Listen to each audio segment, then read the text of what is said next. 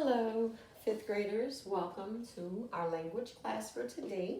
Today we're going to be talking about a sentence, a subject, and a predicate. We're on the part one, words at work, and verbs at work. So unit one begins talking about what a sentence is. And so to define what a sentence is, we see in the blue part it says the sentence is a group of words that expresses a complete thought. It always begins with a capital letter and ends with a period, question mark, or an exclamation point. So, in a sentence, you'll find we have two parts. We have a subject part that tells who or what a sentence is about, and we have the predicate part that tells something about that subject. Our example sentence is the quick-witted shortstop threw the ball to home plate for the last out. So we ask ourselves what happened in the sentence.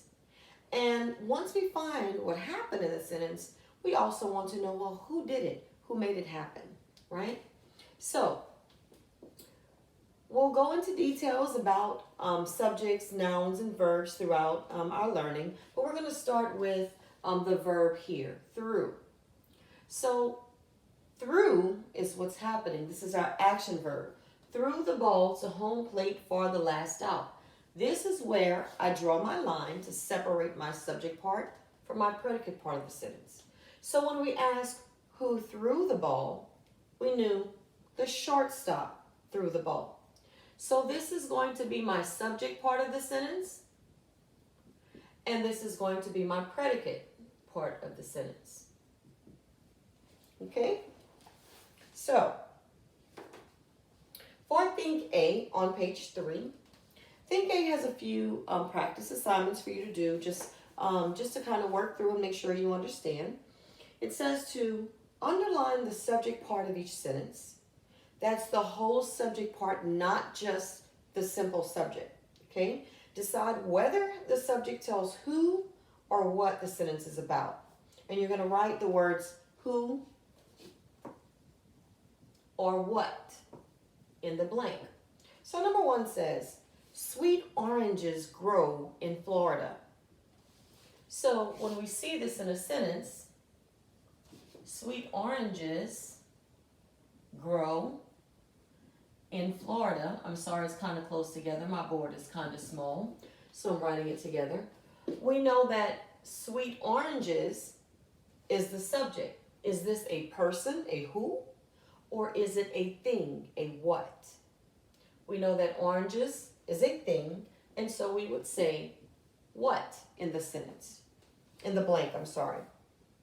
For the second part of our exercise, for Think B, it says, show your understanding of sentence parts. Draw a vertical line. Remember, vertical is up and down, right? This is vertical. Okay. Draw a vertical down and up and down line between the subject part and the predicate part, just like I did with the first sentence. The second instruction says, put S over the subject and put P over the predicate. The first one is already done. So the example that was given is gentle waves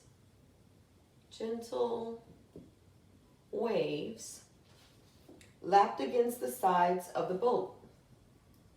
Lapped against the sides of the boat. Okay. So again, ask yourself, what is happening? What is the verb? We know that lapped is a verb, and so we're going to draw our line right in the front of our verb. Our verb begins our predicate part of the sentence. So we put a P over predicate, and who or what lapped? Waves lapped. This is our subject part of the sentence. Subject is on the subject side, predicate is on the predicate side. And finally, right C tells us, write the missing subject or predicate parts in the following sentences. Some of them will give you the subject, so you have to write a predicate part, and some will give you the predicate part, so you have to write the subject part. Follow the instructions, be creative, fill in your sentences. you have any questions, remember, you can reach out to me on the Google Classroom. Thank you guys.